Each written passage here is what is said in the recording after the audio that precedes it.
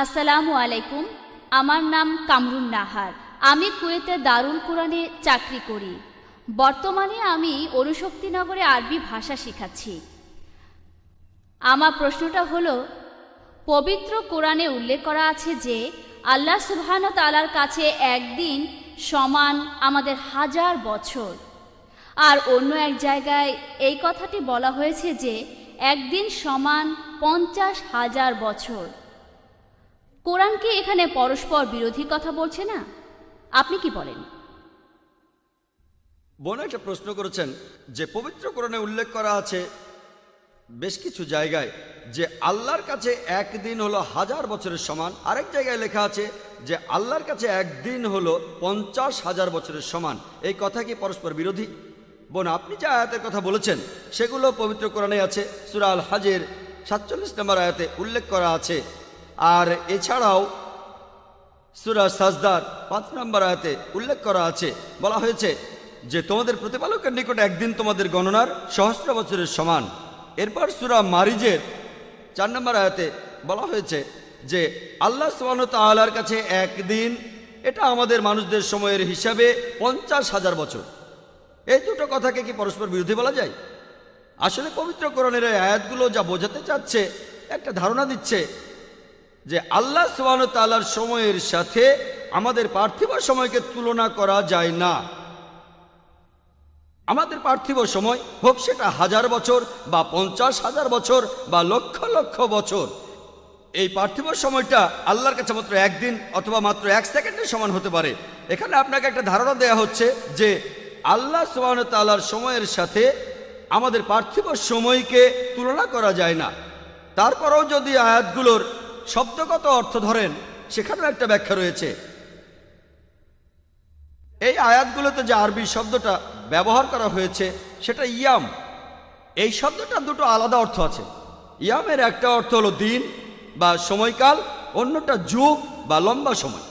তাই আপনি যদি কোরআনে সূরা সাজদার 5 নম্বর আয়াতটি ভালো মতো পড়েন, বলা হয়েছে যে তিনিই সমুদয় বিষয়সমূহ পরিচালনা করেন, আকাশ হইতে পৃথিবী পর্যন্ত।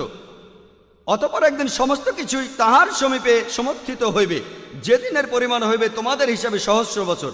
যদি এই শব্দটা সঠিক অনুবাদ করেন, ইয়াম মানে সময়কাল, কথাটা দাঁড়াবে আল্লাহ আকাশ ও পৃথিবীর সব কিছু পরিচালনা করেন, আর সব কিছুই তাহার কাছে যাবে একটি সময়কালে, যে সময়টা তোমাদের হিসাবে 1000 বছর। আর সূরা মাজিরের 4 নম্বর আয়াতে এই কথাটা বলা হয়েছে যে রূহ এবং ফেরেশতা আল্লাহর দিকে ঊর্ধ্বগামী হয় এমন একদিনে যাহার পরিমাণ পার্থিব সময়ের হিসাবে 50,000 বছর। যদি আয়াতটা সঠিক অনুবাদ করেন, ইয়াম মানে সময়কাল, কথাটা দাঁড়াবে যে রূহ এবং ফেরেশতা তারা আল্লাহ সুবহানাহু ওয়া তাআলার কাছে পৌঁছায় একটা সময়কালে যেটা 50,000 বছরের সমান। পবিত্র কোরআন দুটো আলাদা সময়ের কথা বলেছে, তাই এখানে পরস্পর বিরোধী কিছু নেই। যেমন ধরেন আমি বললাম যে আমার এখান থেকে ওয়াশিতে যেতে 1 ঘন্টা সময় লাগবে, এই জায়গা থেকে ওয়াশিতে যেতে আমার সময় লাগবে 1 ঘন্টা। আর তারপর বললাম যে এই জায়গা থেকে শ্রীনগর যেতে আমার সময় লাগবে 50 ঘন্টা। 50 ঘন্টা এটা পরস্পর বিরোধী না, কারণ দুটোই আলাদা সময়কাল। তাই এক আয়াতে কোরআন বলছে যে সময়কালের মধ্যে সমস্ত রূহ এবং ফেরেশতা আল্লাহ সুবহানাহু ওয়া তাআলার দিকে ঊর্ধ্বগামী হয়, সেটা পার্থিব সময়ের হিসাবে 50,000 বছরের সমান। আরেকটা আয়াত বলছে যে সময়কালের মধ্যে সবকিছু আল্লাহ সুবহানাহু ওয়া তাআলার কাছে সমর্থিত হয়, সেটা 1000 বছরের সমান। এটা পরস্পর বিরোধী নয়। আশা করি উত্তরটা পেয়েছেন। আসসালামু আলাইকুম জাকির ভাই, আমার নাম শাকির, মেকানিক্যাল ইঞ্জিনিয়ারিংয়ের ছাত্র। আপনাকে একটা প্রশ্ন করতে চাই যে কিভাবে একজন নাস্তিকের কাছে প্রমাণ করবেন বৈজ্ঞানিকভাবে যে একজন সৃষ্টিকর্তা আছেন? ভাই একটা প্রশ্ন করেছেন যে কি করে আমি বৈজ্ঞানিকভাবে প্রমাণ করব যে একজন সৃষ্টিকর্তা আছেন, আল্লাহ সুবহানাহু ওয়া তাআলা আছেন। বিশেষ করে একজন নাস্তিকের কাছে, যে কোনো ঈশ্বরকেই বিশ্বাস করে না, আমি প্রথমেই যে কাজটা করব সেটা হলো আমি সেই নাস্তিককে অভিনন্দন জানাবো। কেন বলতে পারেন? আমাদের আশেপাশে দেখেন, উনি একজন হিন্দু কারণ উনার বাবা হিন্দু, উনি একজন খ্রিস্টান কারণ উনার বাবা খ্রিস্টান, আর উনি হলেন মুসলিম কারণ উনার বাবা ছিলেন মুসলিম। এই নাস্তিক যদিও জন্মের সময় তার একটা ধর্মীয় পরিচয় ছিল, সে কোনো রকম নকল ঈশ্বরে বিশ্বাস করে না। তার বাবা মা যে ঈশ্বরে বিশ্বাস করে তাই সে ঈশ্বরে বিশ্বাস করে না। আমি তাকে অভিনন্দন জানাচ্ছি, কারণ সেই নাস্তিক লোকটা শাহাদার প্রথম অংশটা মেনে নিয়েছে। ইসলামিক ধর্মমতের প্রথম অংশ লা ইলাহা, কোথাও কোনো ঈশ্বর নেই। এখন আমি যেটা করব, প্রমাণ করব ইল্লাল্লাহ, আল্লাহ ছাড়া, সেটা আমি করবো ইনশাল্লাহ। অন্য মানুষের ক্ষেত্রে আগে ভুল ঈশ্বরের ধারণাটা দূর করতে হবে, আর তারপরে আল্লাহ সুবহানাহু ওয়া তাআলার সঠিক ধারণা দিতে হবে। এখানে আমার অর্ধেক কাজ হয়ে গেছে। সে মেনে নিয়েছে লা ইলাহা, কোনো ঈশ্বর নেই। এবার আমি প্রমাণ করবো ইল্লাল্লাহ, আল্লাহ ছাড়া, সেটা আমি করবো ইনশাল্লাহ। সেই নাস্তিককে প্রশ্ন করেন যে ধরেন কোনো একটা বস্তুটা অপরিচিত হতে পারে, সেটা উঠতে পারে, যেটা পৃথিবীতে কেউ কখনো দেখেনি। পৃথিবীর কোনো মানুষ এই বস্তুটা সম্পর্কে কিছুই জানে না। যদি বস্তুটা আপনার সামনে আনা হয়, যদি প্রশ্ন করা হয় যে বস্তুটা কিভাবে কাজ করে, কোন ব্যক্তি প্রথমে আপনাকে সেটা বলতে পারবে? কোন ব্যক্তি প্রথমে বলতে পারবে? তাকে প্রশ্ন করেন, প্রথমে কোন ব্যক্তি আপনাকে বলতে পারবে এই নতুন বস্তুটা কিভাবে কাজ করে, যেটা পৃথিবীর কোনো মানুষ কখনো দেখেনি? কিছুক্ষণ চিন্তা করার পর সে আপনাকে উত্তর দেবে যে আপনাকে বলতে পারবে বস্তুটা কিভাবে কাজ করে। প্রথম ব্যক্তি হলো সেই বস্তুটা যে সৃষ্টি করেছে। কেউ বলবে প্রস্তুতকারক, বলতে পারে উৎপাদনকারী। যে উত্তরই আসুক, শব্দটা নিয়ে তর্ক করবেন না, মেনে নেন। অর্থটা প্রায় একই, সৃষ্টিকর্তা, পরিচালক, উৎপাদনকারী বা প্রস্তুতকারী। তবে উত্তরটা মনে রাখুন, উত্তরটা আপনার মাথায় রাখুন, তারপর তাকে আবার প্রশ্ন করুন এই বিশ্বজগৎ কিভাবে সৃষ্টি হয়েছে, কিভাবে তৈরি হয়েছে। সে আপনাকে বিজ্ঞানের থিওরির কথা বলবে। তাকে বলবেন পবিত্র কোরআনে সূরা আম্বিয়ার 30 নম্বর আয়াতে বিজ্ঞানের থিওরির কথা সংক্ষেপে বলা হয়েছে। 1400 বছর আগে পবিত্র কোরআনে কে এই কথা লিখতে পারে? সে তখন বলতে পারে এটা হঠাৎ করে মিলে গেছে। কোনো তর্ক করবেন না। এরপরে প্রশ্ন করবেন, আমরা জানতাম না যে চাঁদের আলোটা আসলে প্রতিফলিত আলো, আমরা সেদিন জানলাম। সে আপনাকে বলবে যে হ্যাঁ, চাঁদের আলো প্রতিফলিত আলো, এটা নিজের আলো নয়। আবিষ্কারটা কবে হয়েছে? সে বলবে সেদিন, গতকাল, 50 বছর আগে, 100 বছর আগে, কিছুদিন আগে জেনেছি। তখন তাকে বলবেন কোরআন বলেছে যে চাঁদের আলোটা আসলে প্রতিফলিত আলো 1400 বছর আগে। কে এই কথাটা বলতে পারে? হয়তো এটাও হঠাৎ করে মিলে গেছে। কোনো তর্ক করবেন না, আপনি বলে যান আমরা জানতাম সূর্য স্থির। প্রশ্ন করেন সূর্য স্থির? সে বলবে না, সূর্য গতিশীল, চারপাশে ঘুরছে। আমরা এটা কবে জানলাম? এই সেদিন, 50 বছর আগে, 100 বছর আগে। কোরআন এই কথা বলেছে 1400 বছর আগে। সে ইতস্তত বোধ করবে। তারপরও বলতে পারে কোনো বুদ্ধিমান লোক এটা লিখেছে। এরপর তর্ক করবেন না, বলে যান বিশ্বজগতের প্রাথমিক অবস্থা কেমন ছিল। সৌরজগতের সব উপাদান, সে আপনাকে বলবে সব ছিল ধোঁয়া। এটা কিভাবে জানলাম? আমাদের কাছে প্রমাণ আছে, আমাদের কাছে এভিডেন্স আছে। তাকে বলেন কোরআন এই কথা বলেছে 1400 বছর আগে। কে এই কথা বলতে পারে? সে ইতস্তত করবে। তার উত্তরের জন্য অপেক্ষা করবেন না, বলে যান একটার পর একটা প্রশ্ন করতে থাকুন। আমি যেভাবে বললাম এভাবে একটার পর একটা প্রশ্ন করে যান যে পানিচক্র এ সম্পর্কে কবে জেনেছি? কোরআন এটা 1400 বছর আগে বলেছে। পৃথিবীর সব জীবজন্তু পানি থেকে সৃষ্টি হয়েছে। এ কথা কে বলতে পারে? কোরআন উদ্ভিদবিদ্যা নিয়েও কথা বলেছে, পুরুষ এবং নারী। কে কথা বলতে পারে? এভাবে একটার পর একটা বলেন আর প্রশ্ন করেন কে কথা লিখতে পারে। এরপর তাকে বলেন একটা থিওরি আছে যার নাম থিওরি অফ প্রবাবিলিটি। ধরুন আপনার সামনে দুটো পথ আছে, তার একটা হলো সঠিক। এখন আপনি সঠিক পথটা বেছে নেবেন, তার সম্ভাবনা একেবারে আন্দাজে সেটা 1/2। ধরুন আমি একটা পয়সা টস করলাম, হেড পড়তে পারে অথবা টেইল। আমি ঠিক বলবো তার সম্ভাবনা 1/2। যদি 2 বার টস করি, আমি যে 2 বারই ঠিক মতো বলতে পারবো তার সম্ভাবনা 1/2 গুণ 1/2 অর্থাৎ 1/4, 25% সম্ভাবনা। যদি 3 বার টস করি, 3 বারই ঠিক বলবো তার সম্ভাবনা 1/2 গুণ 1/2 গুণ 1/2 সমান 1/8, 12.5%। একটা ছক্কার 6টা দিক থাকে। যদি একটা ছক্কা ছুঁড়ে দেই, আমি ঠিক মতো বলবো তার সম্ভাবনা হলো 1/6। যদি আমি 2 বার ছুঁড়ি, 2 বারই ঠিক বলতে পারবো তার সম্ভাবনা 1/6 গুণ 1/6, 1/36। এটাকে বলা হয় থিওরি অফ প্রবাবিলিটি। যদি ছক্কাটা 2 বার ছুঁড়ি, তারপর পয়সা টস করি, 3বারই ঠিক বলবো, সেটা 1/6 গুণ 1/6 গুণ 1/2 অর্থাৎ 1/72। আপনি তাকে বলবেন সম্ভাবনার কথা। যদি প্রশ্ন করা হয় পৃথিবীর আকার কেমন, অনেক উত্তর হতে পারে।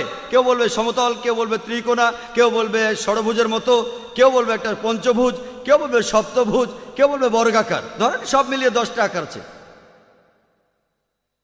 কেউ বলবে গোলাকার বা বর্তুলাকার। এখন কেউ আন্দাজে ঠিক মতো বলতে পারবে, তার সম্ভাবনা হলো 1/10। চাঁদের যে আলোটা, সেটা প্রতিফলিত আলো হতে পারে, আবার নিজের আলোও হতে পারে। কেউ আবারও আন্দাজে এটা ঠিকভাবে বলবে, সেটার সম্ভাবনা হলো 1/2। এখন এই দুটোই পৃথিবীর আকার আর চাঁদের আলো, আসলে প্রতিফলিত আলো, কেউ আন্দাজে বলবে আর ঠিক মতো মিলে যাবে, তার সম্ভাবনা 1/10 গুণ 1/2 সমান 1/20। পৃথিবীর জীবজন্তু কি দিয়ে তৈরি? কেউ বলতে পারে বালি, কেউ বলবে পাথর, কেউ বা বলবে অ্যালুমিনিয়াম, কেউ বলবে আবার সোনা। ধরেন 1000টা উপাদানের নাম বলবে। কেউ হয়তো বলবে পানি, আবার কেউ বলবে রূপা। 1000টা উপাদান, এখানে কেউ আন্দাজে উত্তরটা দেবে, সেটা ঠিক হবে। তার সম্ভাবনা এই থিওরি অনুযায়ী 1/1000। এই তিনটাই ঠিক হবে তার সম্ভাবনা। পৃথিবী বর্তুলাকার, চাঁদের আলো প্রতিফলিত আলো, আর সব জীবজন্তু পানি দিয়ে তৈরি, তার সম্ভাবনা সেটা হবে 1/10 গুণ 1/2 গুণ 1/1000। এটা তখন হবে 1/20,000, 0.005%। পবিত্র কোরআনে 1000-এরও বেশি আয়াতে বিজ্ঞান সম্পর্কে বলা হয়েছে। 3টা ক্ষেত্রে এই সম্ভাবনাটা 0.005%। আপনি যদি প্রবাবিলিটি থিওরি দিয়ে সবগুলো আয়াতের কথাকে বিচার করেন, উত্তরটা দাঁড়াবে প্রায় শূন্যের কাছাকাছি। থিওরি অনুযায়ী 1/10⁻50, এটা তখন শূন্যের কাছাকাছি। তখন আপনি সে নাস্তিককে প্রশ্ন করবেন, কে এই কথাগুলো লিখতে পারে? এখানে শুধু একটাই উত্তর দেয়া যায়। প্রথম উত্তরটা সৃষ্টিকর্তা, প্রস্তুতকারক, যিনি এই সব কিছু তৈরি করেছেন। এই উত্তর ছাড়া এখানে আর কোনো উত্তর নেই। বিজ্ঞান আজকের দিনে যেটা করছে, আসলে বিজ্ঞান ঈশ্বরকে বাতিল করছে না, ঈশ্বরের কিছু ধারণাকে বাতিল করছে। লা ইলাহা ইল্লাল্লাহ, বিজ্ঞান ঈশ্বরকে বাতিল করছে না, কিছু ধারণাকে বাতিল করছে। আশা করি উত্তরটা পেয়েছেন।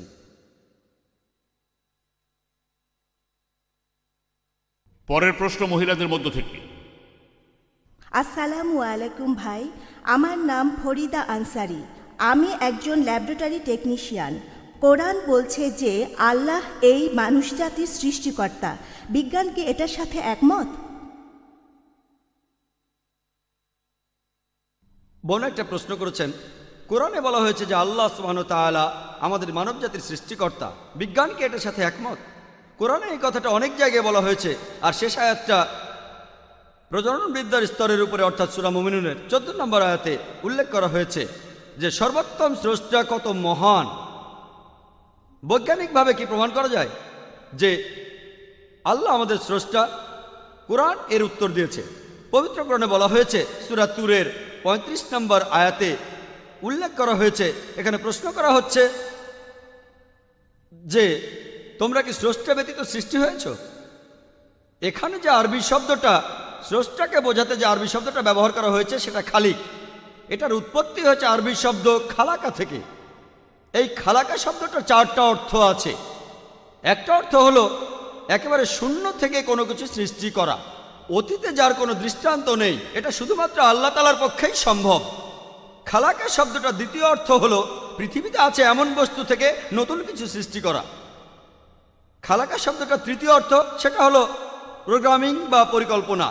আর চতুর্থ অর্থটা হলো সহজ করে দেয়া। পবিত্র কোরআন প্রশ্ন করছে, সূরা তুরের 35 নম্বর আয়াতে প্রশ্ন করা হচ্ছে, তোমরা কি স্রষ্টা ছাড়াই সৃষ্টি? খুব স্বাভাবিক যে এখানে উত্তরটা হবে না, মানুষ কোনো স্রষ্টা ছাড়া সৃষ্টি হয়নি।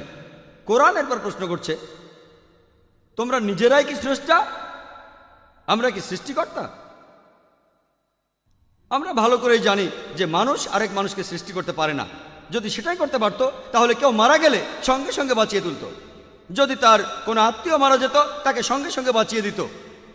মানুষ আসলে জীবজন্তু সৃষ্টি করতে পারে না, এমনকি একটি মাছিকেও না, মানুষ তো দূরের কথা। এছাড়াও শরীরের অঙ্গ প্রত্যঙ্গ তৈরি করতে পারে না। ধরেন বিভিন্ন অঙ্গ প্রত্যঙ্গ যেমন টেস্টি, ওভারি, এগুলোর কারণে বংশবিস্তার হয়। যদি বলেন যে টেস্টিস, ইউটেরাস এদের কারণে বংশবৃদ্ধি হয়, তাহলে আপনাদের পূর্বপুরুষরাও আসবেন, তাদের অঙ্গ প্রত্যঙ্গ, তাদের পূর্বপুরুষ এদেরও অবদান রয়েছে। তাহলে এর উত্তর হবে না। কোরআন এরপরে প্রশ্ন করছে সূরা ওয়াকিয়ার 58 নম্বর এবং 59 নম্বর আয়াতে প্রশ্ন করা হচ্ছে যে তোমরা কি ভাবিয়া দেখিয়াছ তোমাদের বীর্যপাত সম্বন্ধে? উহা কি তোমরা সৃষ্টি করো না আমি সৃষ্টি করি? আর এটাই স্বাভাবিক। কোরআন এখানে যেসব প্রশ্ন করছে সেগুলোর উত্তর হবে না।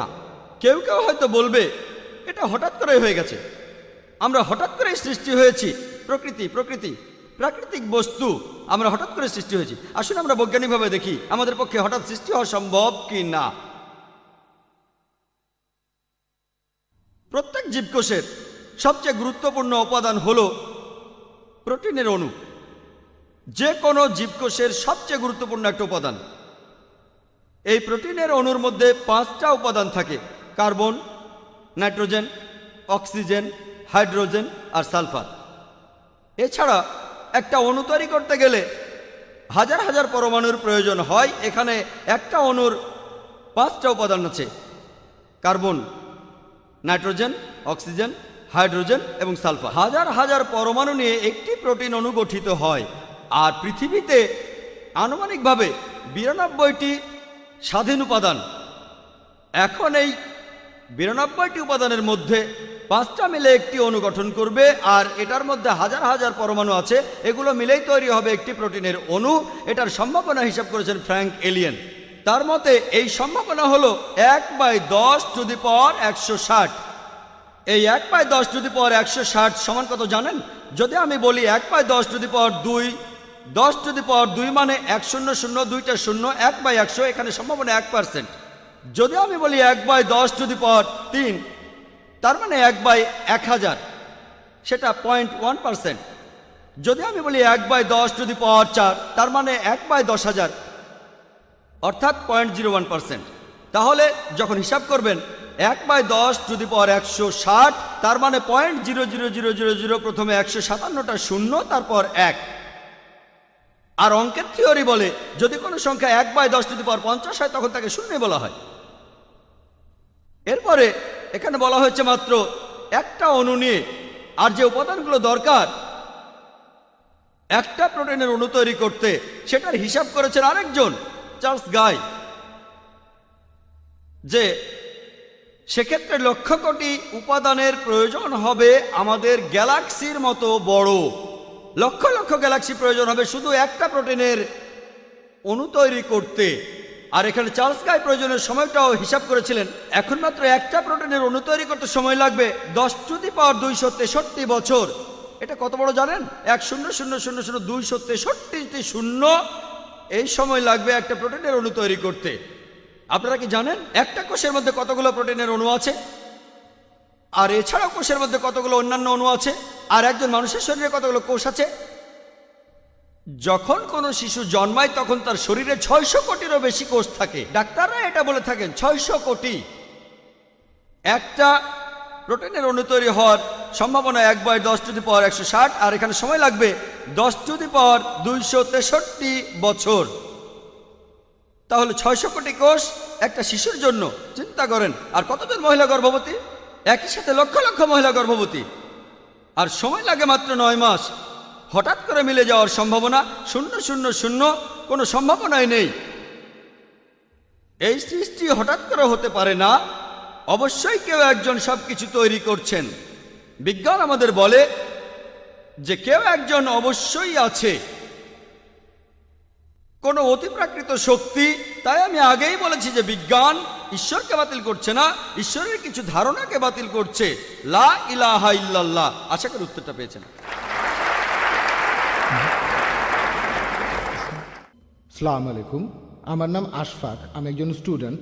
আমার প্রশ্নটা হলো, কোরআনে বেশ কিছু জায়গায় বলা আছে যে আকাশমণ্ডলী এবং পৃথিবী তৈরি হয়েছে 6 দিনে, কিন্তু সূরা ফুসিলাতে বলা হয়েছে যে আকাশ এবং পৃথিবী তৈরি হয়েছে 8 দিনে। এই কথাটা কি পরস্পর বিরোধী? এই আয়াতে আরও আছে যে পৃথিবী তৈরি হয়েছে 6 দিনে আর তারপরে আকাশ তৈরি হয়েছে 2 দিনে। এই কথাটা বিগ ব্যাং থিওরির বিরুদ্ধে। আকাশমণ্ডলী আর পৃথিবী আসলে তৈরি হয়েছে একই সময়। ভাই খুব গুরুত্বপূর্ণ একটা প্রশ্ন করেছেন। কোরআন বলছে আকাশমণ্ডলী ও পৃথিবী 6 দিনে সৃষ্টি হয়েছে, আর সূরা ফুসিলাতে বলছে 8 দিন। এটা কি পরস্পর বিরোধী? আর এটা কি বিগ ব্যাং থিওরির বিপক্ষে যায় কিনা? আমি আপনার সাথে একমত যে কোরআন অনেক জায়গায় বলেছে আকাশমণ্ডলী ও পৃথিবী 6 দিনে সৃষ্টি হয়েছে। অনেক জায়গায় সূরা আরাবের 54 নম্বর আয়াতে এই কথা বলা হয়েছে। তারপর সূরা ইউনুসের 3 নম্বর আয়াতে উল্লেখ করা হয়েছে, সূরা হুদের 7 নম্বর আয়াতে উল্লেখ করা হয়েছে, সূরা ফুরকানের 59 নম্বর আয়াতে কথা বলা হয়েছে, সূরা সাজদার 4 নম্বর আয়াতে কথা বলা হয়েছে, আর সূরা হাদিদের 4 নম্বর আয়াতে কথা বলা হয়েছে। এমনকি অনেক জায়গায় পবিত্র কোরআন বলছে যে আকাশমণ্ডলী আর পৃথিবী তিনি সৃষ্টি করেছেন 6 দিনে। এটা পার্থিব দিন নয়, এটা হলো ইয়াম, খুব লম্বা একটা সময়কাল। এই কথার ব্যাপারে আমার আপত্তি নেই। আর আমি এ ব্যাপারে একমত যে পবিত্র কোরআনে আকাশমণ্ডলী আর পৃথিবীর সৃষ্টির কথা বলা হয়েছে। সূরা ফুসিলাতে আপনি এখানে যে আয়াতের কথা বলেছেন সেটা হলো 9 থেকে 12 নম্বর আয়াত। বলা হচ্ছে যে তাহাকে কি অস্বীকার করিবেই যিনি এই পৃথিবী সৃষ্টি করিয়াছেন 2 দিনে? তোমরা কি তাহার সমকক্ষ দাঁড় করাইতেছ? তোমরা কি কাউকে তাহার শরীক করিতেছ? তিনি তো জগৎসমূহের প্রতিপালক। 10 নম্বর আয়াতে আছে তিনি ভূপৃষ্ঠে স্থাপন করিয়াছেন অটল পর্বতমালা এবং পৃথিবীতে খাদ্যের ব্যবস্থা করিয়াছেন 4 দিনে। 11 নম্বর আয়াতে বলা হচ্ছে অতঃপর তিনি আকাশের দিকে মনোনিবেশ করিলেন যাহা ছিল ধূম্র বিশেষ। অতঃপর তিনি উহাকে এবং পৃথিবীকে বলিলেন তোমরা উভয়ে আসো ইচ্ছায় অথবা অনিচ্ছায়। উহারা বলিল আমরা আসিলাম সম্পূর্ণরূপে অনুগত হইয়া। তিনি ইহা করেন 2 দিনে। তাই আপনি যদি পড়েন চিন্তা না করেই 2 + 4 + 2 = 8 দিন। কোরআন এই আয়াতগুলোর শুরুতেই উত্তর দিয়েছে। এখানে বলা হয়েছে যে যারা এর মধ্যে ভুল খুঁজতে যাবে তারা হবে সেই লোকগুলোর সমান যারা অন্য কাউকে আল্লাহর শরীক করে। আল্লাহ সুবহানাহু ওয়া তাআলা জানতেন যে কিছু লোক থাকবে যারা কোরআনের এই আয়াতগুলোর ভুল বের করার চেষ্টা করবে, তারা হবে মুশরিক। আর এখন খ্রিস্টান মিশনারিরা এই আয়াতটা মুসলমানদের বিরুদ্ধে প্রয়োগ করে। যদি আশেপাশে দেখেন, আমি অনেক দেশে গিয়েছি, এই প্রশ্নটা আমাকে শেখানো করা হয়েছিল। খ্রিস্টান মিশনারিরা তারা এই প্রশ্ন করেছে। কোরআন বলেছে আগে থেকেই যে লোকে এই প্রশ্নটা করবে, আর এই লোকগুলো তারা যারা অন্য কাউকে আল্লাহর সাথে শরীক করে। এখন দেখা যাক এখানে প্রথম 2টা আয়াত মানে সূরা ফুসিলাতের 9 নম্বর ও 10 নম্বর আয়াতে বলছে যে পৃথিবী সৃষ্টি হয়েছে 2 দিনে, তারপর পাহাড় পর্বত সেখানে বসানো হয়েছে, আর খাদ্যের ব্যবস্থা করা হয়েছে যথাযথভাবে 4 দিনে। তাহলে বলা হচ্ছে 2 দিনে পৃথিবী তৈরি হয়েছে, তারপর সেখানে পাহাড় পর্বত বসানো হয়েছে 4 দিনে, সব মিলিয়ে 6 দিন। তারপর 11 নম্বর আয়াতের প্রথম আরবি শব্দটা হলো সুম্মা। এখন এই আরবি শব্দ সুম্মা এর 3টা আলাদা অর্থ আছে। একটা হলো তারপর, আরেকটা হলো তখনই, আর অন্য আরেকটা হলো একই সাথে। আমি মেনে নিচ্ছি যে কোরআনের অনেক অনুবাদেই এই শব্দটাকে অনুবাদ করা হয়েছে তারপর। যদি সুম্মার অনুবাদ করেন তারপর, তাহলে কথাটা পরস্পর বিরোধী। অনুবাদ করেছে তারপর। আকাশমণ্ডলী সৃষ্টি হলো 2 দিনে, অর্থাৎ 2 + 4 + 2 = 8 দিন। তবে এখানে সঠিক অনুবাদ হবে, এখানে সুম্মা শব্দটার অনুবাদ হবে তখনই অথবা একই সাথে। আর আব্দুল্লাহ ইউসুফ আলহামদুলিল্লাহ এই আয়াতে সুম্মা শব্দটার সঠিক অনুবাদ করেছেন, অর্থাৎ একই সাথে। যদি সুম্মার অনুবাদ করেন তখনই বা একই সাথে, এর অর্থ দাঁড়াবে যখন পৃথিবী আর পাহাড় পর্বত 6 দিনে সৃষ্টি হলো, একই সাথে আকাশমণ্ডলী সৃষ্টি হয়েছে 2 দিনে। যেমন ধরেন কোনো একজন নির্মাতা তিনি কথা বললেন যে আমার কোম্পানি একটা 10 তলা বাড়ি বানিয়েছে, একই সাথে বাড়ির চারপাশের দেয়ালটাও বানিয়েছে, মোট 6 মাস সময়। এরপর কোনো একজন লোক সেখানে ফ্ল্যাট কিনতে গেলেন, তারপর সেই নির্মাতার সাথে কথা বললেন, বাড়িটা সম্পর্কে বিস্তারিত জানতে চাইলেন। নির্মাতা বললেন বেসমেন্ট তৈরি করতে 2 মাস লেগেছে, আর পরের 4 মাসে 10 তলা বাড়িটা বানিয়েছি। আর যখন আমি বেসমেন্ট আর বাড়িটা বানাচ্ছিলাম, এই কাজের সাথে সাথেই আমি এই বাড়ির চারপাশের দেয়ালটা বানিয়েছি 2 মাসের মধ্যে। এটা সম্ভব, কথাটা পরস্পর বিরোধী নয়। এরপরও মোট সময় 6 মাস। তাহলে একইভাবে সূরা ফুসিলাতের 9 নম্বর থেকে 12 নম্বর আয়াতে বলা হয়েছে যে যে সময় পৃথিবী আর পাহাড় পর্বত 6 দিনে সৃষ্টি হলো, একই সাথে আকাশমণ্ডলী সৃষ্টি করা হয়েছে 2 দিনে। এটা পরস্পর বিরোধী নয়। আর একইভাবে যদি অনুবাদ করেন তারপর, কথাটা বিজ্ঞানসম্মত হয় না, কারণ পৃথিবী আগে সৃষ্টি করা হয়েছে, তারপরে পাহাড় পর্বত, এটা পরস্পর বিরোধী। এছাড়াও পবিত্র কোরআনে সূরা বাকারার 29 নম্বর আয়াতে বলা হয়েছে যে আল্লাহ পৃথিবী সৃষ্টি করেছেন সুম্মা আকাশমণ্ডলী। তবে দুর্ভাগ্যজনকভাবে আব্দুল্লাহ ইউসুফ আলী এখানে সুম্মার অনুবাদ করেছেন তারপর। আর কোরআনে সূরা বাকারার 29 নম্বর আয়াতে তিনি সুম্মা শব্দের অনুবাদ করেছেন তারপর। আল্লাহ পৃথিবী সৃষ্টি করেছেন, তারপরে আকাশমণ্ডলী, তখন এটা পরস্পর বিরোধী। এখানে সুম্মা শব্দটা সঠিক অনুবাদ হবে তখনই বা একই সাথে। যদি অনুবাদ করেন একই সাথে, তাহলে কথাটা পরস্পর বিরোধী নয়, কারণ বিজ্ঞানের থিওরি আমাদের বলে যে আকাশ আর পৃথিবী একই সাথে সৃষ্টি হয়েছে। আর সেজন্যই কোরআনে, পবিত্র কোরআনে অনেক জায়গায় আছে আমি আকাশমণ্ডলী ও পৃথিবী তৈরি করলাম, আরেক জায়গায় বলা হচ্ছে আমি পৃথিবী ও আকাশ তৈরি করলাম। সবশেষে আমি পবিত্র কোরআনে সূরা আম্বিয়া 30 নম্বর আয়াতের কথাটা উল্লেখ করছি। আওয়ালাম ইয়ারাল্লাযীনা কাফারু আন্না সামাওয়াতি ওয়াল আরদা কানাত রাতকান ফাতাকনাহুমা। অবিশ্বাসীরা কি ভাবিয়া দেখে না আকাশমণ্ডলী ও পৃথিবী মিশিয়া ছিল, আমি উভয়কে পৃথক করিলাম।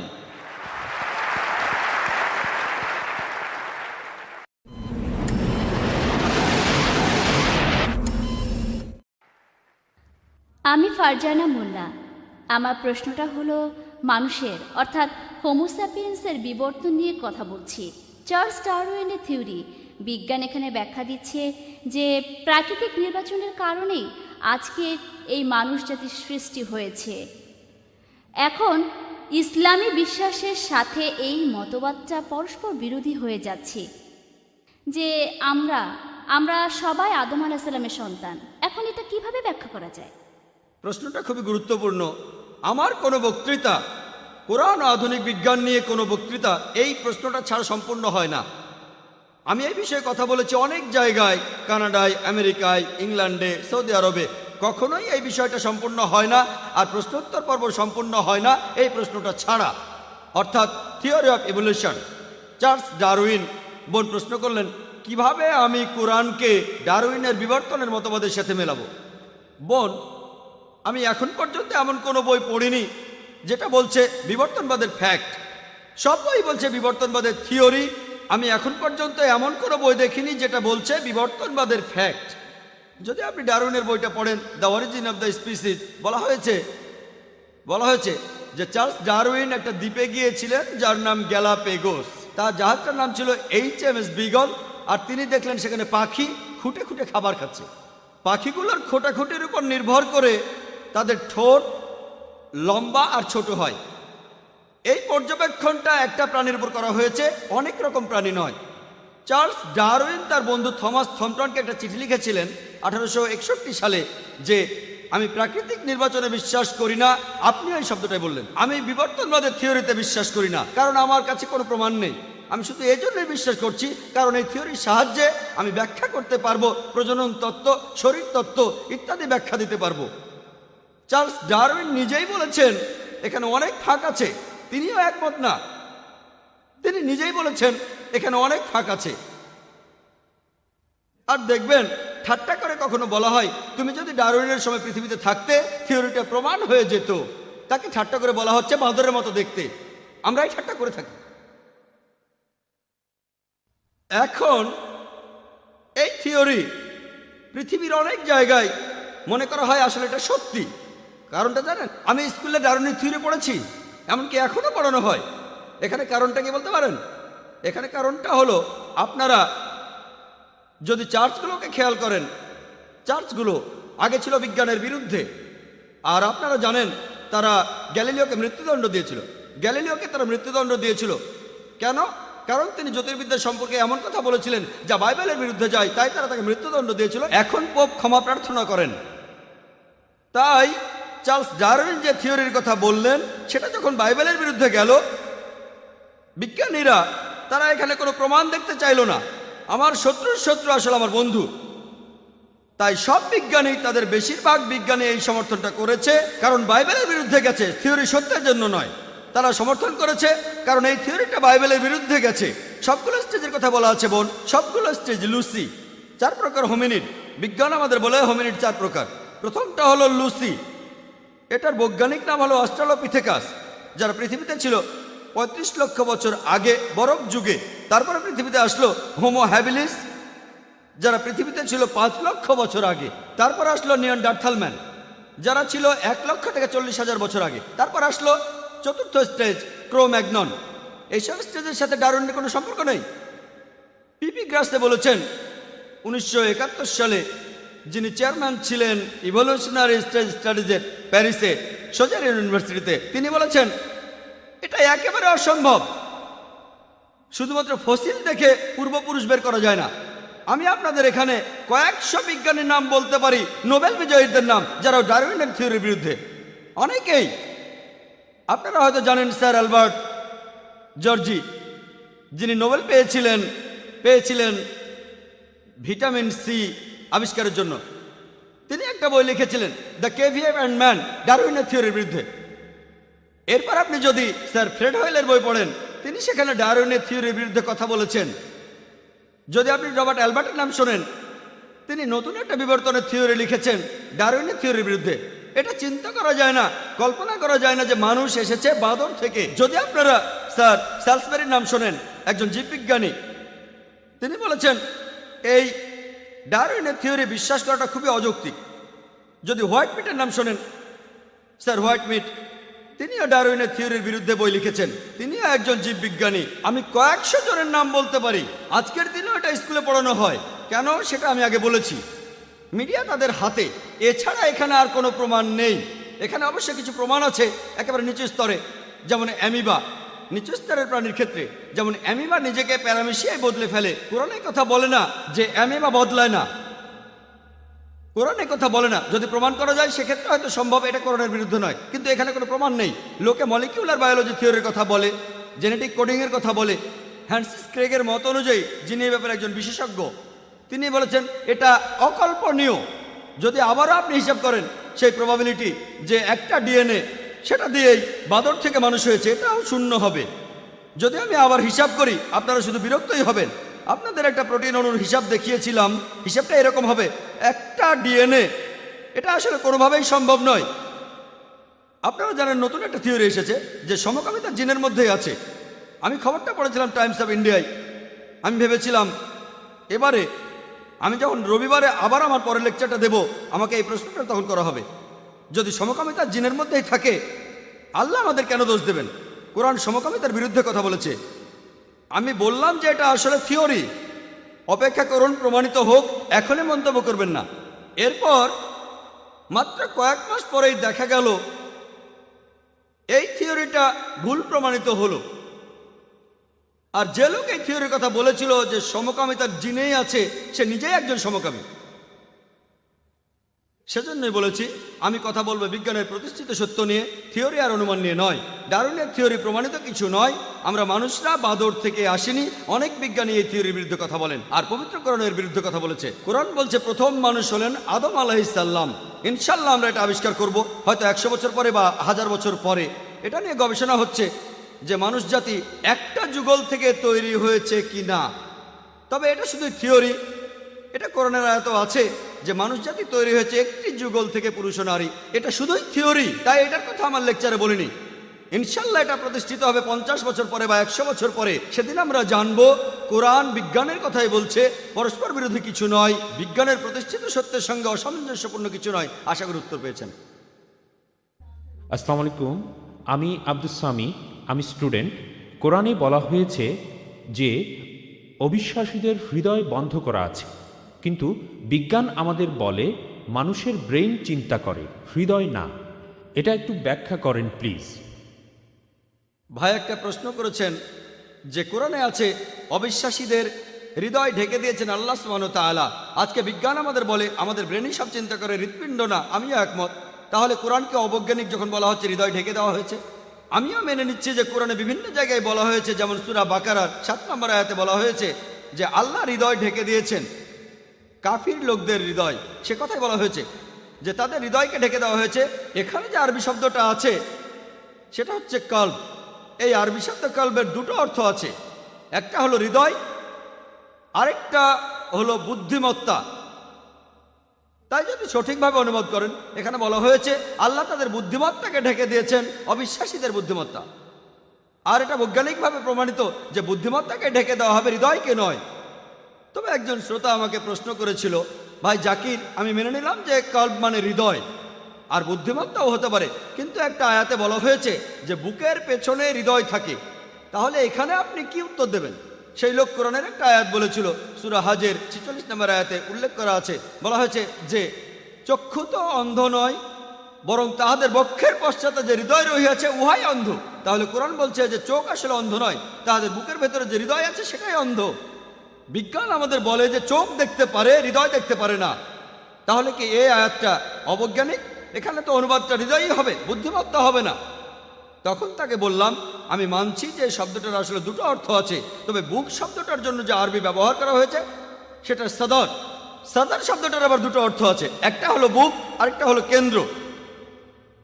দেখেন যেভাবে আমরা হেড অফ ইনস্টিটিউশনকে বলি সদর অফ দ্য ইনস্টিটিউশন, অর্থাৎ এটা কেন্দ্র। আপনারা পাকিস্তানে দেখবেন, ইন্ডিয়াতে বলা হয় কেন্দ্র, পাকিস্তানে বলে সদর, অমুক জিনিসের সদর, তমুক জিনিসের সদর। পাকিস্তানে বলা হয় সদর আর ইন্ডিয়াতে বলা হয় কেন্দ্র। সদরের আরেকটা অর্থ কেন্দ্র। তাহলে সঠিক অনুবাদটা হলো, বস্তুত চক্ষু অন্ধ নয়, বরঞ্চ তাহাদের বুদ্ধিমত্তা যাহা রহিয়াছে কেন্দ্রে, বুদ্ধিমত্তাই অন্ধ। যেমন আমি আমার কথা শুরুতে কোরআনের একটা উদ্ধৃতি দিয়েছিলাম, সূরা তাহার 25 থেকে 28 নম্বর আয়াতে উল্লেখ করা আছে, রাব্বি শুরহ লি সাদরি, হে আমার প্রতিপালক আমার বক্ষ প্রশস্ত করিয়া দাও। রাব্বি শুরহ লি সাদরি ওয়া ইয়াসির লি আমরি ওয়াহলুল উকদাতাম মিন লিসানি ইয়াফকাহু কাওলি। এই দোয়াটা করেছিলেন মুসা আলাইহিস সালাম যখন আল্লাহ সুবহানাহু ওয়া তাআলা তাকে বললেন তার মানুষদের কাছে আল্লাহর বাণী পৌঁছে দিতে। তিনি আল্লাহকে বললেন, হে আমার প্রতিপালক আমার বক্ষ প্রশস্ত করিয়া দাও। এখানে বক্ষ বা বুক সঠিক অনুবাদ নয়, এখানে বক্ষ আবার কি করবে? এর অর্থ, হে আমার প্রতিপালক আমার কেন্দ্রকে প্রশস্ত করিয়া দাও। রাব্বি ইশরাহ লি সাদরি ওয়া ইয়াসির লি আমরি, এবং আমার কর্ম সহজ করিয়া দাও। ওয়াহলুল উকদাতাম মিন লিসানি ইয়াফকাহু কাওলি, এবং আমার জিহ্বার জড়তা দূর করিয়া দাও যাহাতে উহারা আমার কথা বুঝিতে পারে। আপনারা হয়তো জানেন মুসা আলাইহিস সালাম তোতলা ছিলেন, হয়তো এটাও জানেন সৌভাগ্য হোক আর দুর্ভাগ্য হোক, এমনকি আমিও একজন তোতলা। ছোটবেলায় আমিও তোতলা ছিলাম। তাই যে কোনো লেকচারের শুরুতে আর আজকেও লেকচার দেওয়ার আগে আমি দোয়া করেছি আল্লাহ সুবহানাহু ওয়া তাআলার কাছে, রাব্বি ইশরাহ লি সাদরি, হে আমার প্রতিপালক আমার কেন্দ্রকে প্রশস্ত করিয়া দাও। আমি সাহায্য চাইছি আল্লাহ সুবহানাহু ওয়া তাআলার কাছে, আমার কেন্দ্র প্রশস্ত করো আর আমার মুখের তোতলামি বন্ধ করে দাও। এমনকি এখনো যখন আমি স্টেজে কথা বলি না, আমি তখনও তোতলাই। এখানে আল্লাহ তাআলাই আমাকে সাহায্য করছেন। রাব্বি ইশরাহ লি সাদরি, হে আমার প্রতিপালক আমার কেন্দ্রকে প্রশস্ত করিয়া দাও, আমার কর্ম সহজ করিয়া দাও, আমার জিহ্বার জড়তা দূর করিয়া দাও আমার শ্রোতাদের সাথে আমার, যাতে তারা আমাকে বুঝতে পারে। তাই বৈজ্ঞানিকভাবে আপনারা যদি সূরা হাজের এই আয়াতটা দেখেন, সূরা হাজের 46 নম্বর আয়াত, এখানে বলা হচ্ছে যে তাদের চোখ অন্ধ নয়, আসলে তাদের বুদ্ধিমত্তা যেটা রয়েছে তাদের কেন্দ্রে সেটাই অন্ধ। কারণ তারা অন্ধ নয়, অবিশ্বাসীরা দেখতে পায়। তাদের অন্ধ বলাটা অবৈজ্ঞানিক। পবিত্র কোরআনের সূরা বাকারার 18 নম্বর আয়াতে উল্লেখ করা হয়েছে, বলা হয়েছে যে তারা বধির, মুখ ও অন্ধ, সুতরাং তাহারা নির্দেশিত পথে ফিরিবে না। সুম্মুম বুকমুন উমিউন ফাহুম লা ইয়ারজুন, বধির, মুখ এবং অন্ধ, তাহারা নির্দেশিত পথে ফিরিবে না। এখানে সত্যিকারের বধিরদের কথা বলা হচ্ছে না, বলা হচ্ছে অবিশ্বাসীদের কথা, যারা শুনেও শুনতে পায় না, আল্লাহ তাআলা নিদর্শন দেখেও তারা কোরআন মানতে চায় না। তাই কোরআন অনেক বেশি বৈজ্ঞানিক। কোরআন ঠিকই বলছে তারা দেখতে পায়, তাদের চোখ অন্ধ নয়, বরং তাদের বুদ্ধিমত্তা যেটা আছে তাদের কেন্দ্রে সেটাই অন্ধ।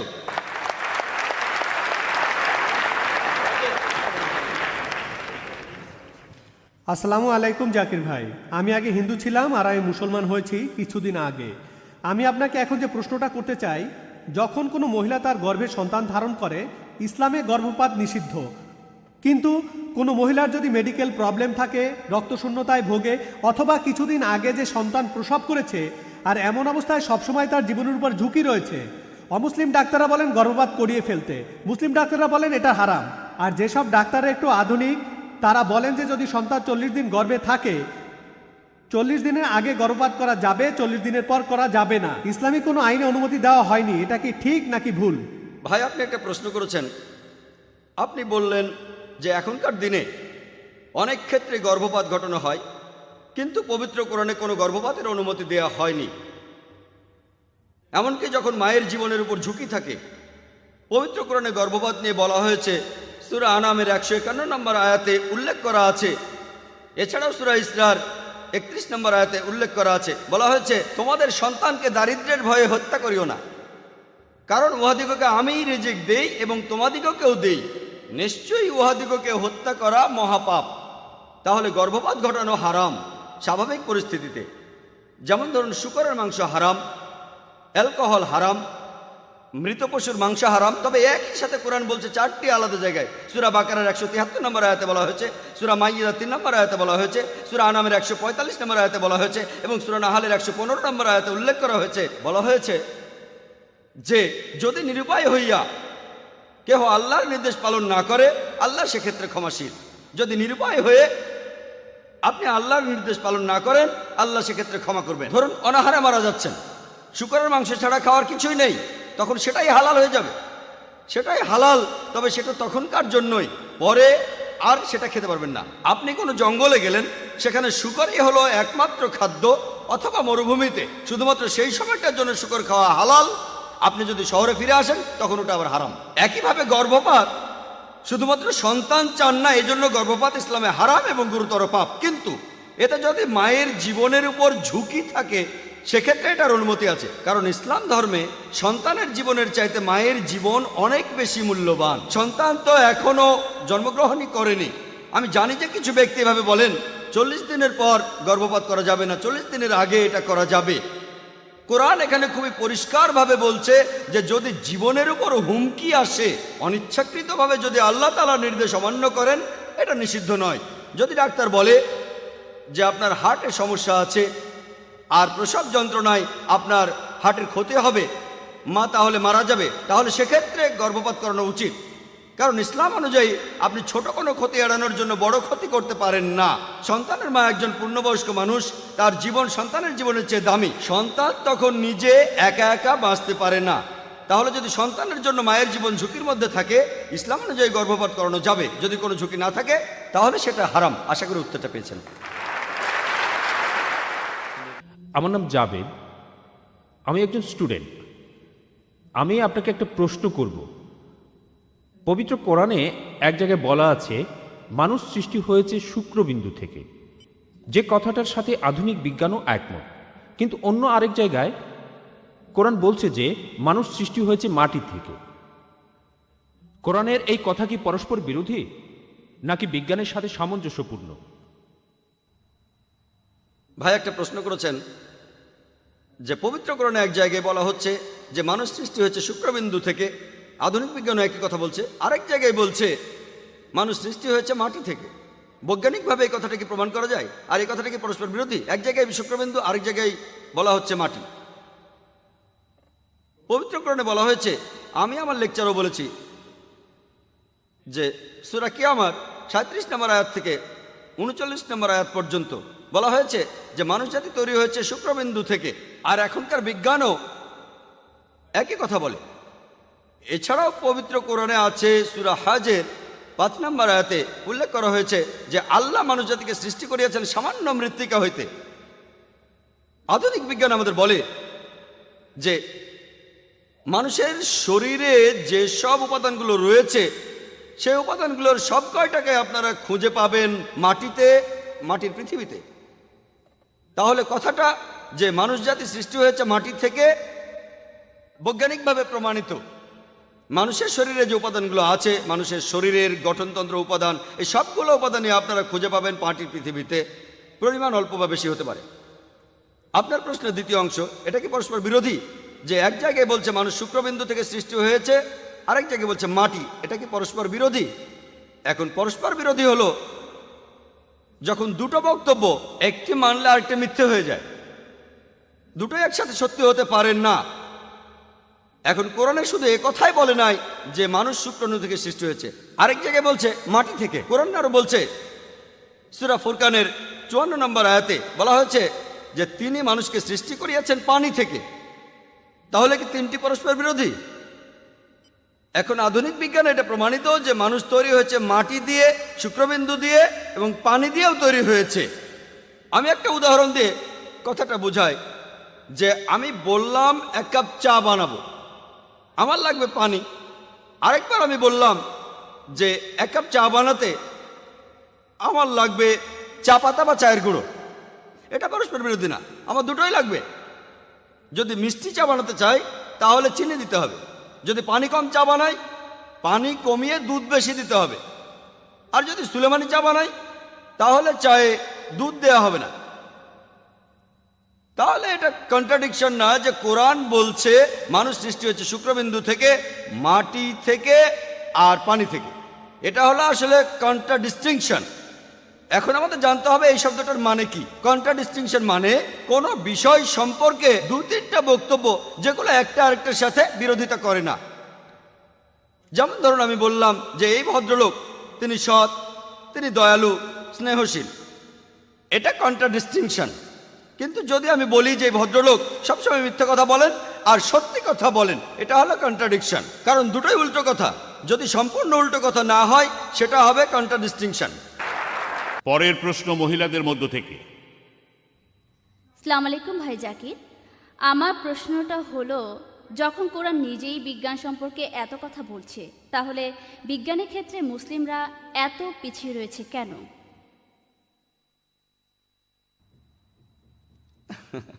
বোন, আপনি প্রশ্ন করেছেন যখন কোরআনে এত বেশি বিজ্ঞানের কথা বলা হয়েছে, মুসলমানরা তাহলে কেন পেছনে পড়ে আছে?